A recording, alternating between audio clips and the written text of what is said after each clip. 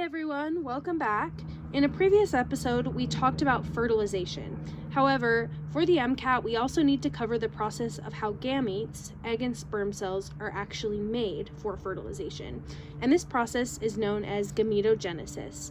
We will cover the formation of both egg and sperm cells in this podcast episode. So, let's get started with sperm cell development, a process known as spermatogenesis. This process occurs in the seminiferous tubules of the male reproductive system. In this process, we start out with a diploid spermatogonia, which is a stem cell, and they replicate via mitosis to become diploid primary spermatocytes. Next, the first round of meiosis occurs, and this is going to produce cells that are haploid, and they are known as secondary spermatocytes.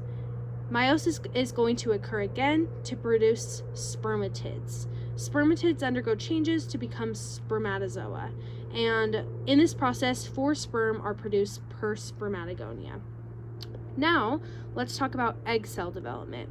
In this process, we start out with diploid oogonia, which are stem cells, and they replicate via mitosis to become diploid primary oocytes. So this is really similar to what we see in sperm development with the primary spermatocytes.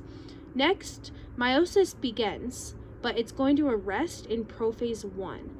And then during puberty, 1 primary oocyte is going to be released per month, and it's going to complete meiosis 1, and this produces the secondary oocyte, as well as a polar body.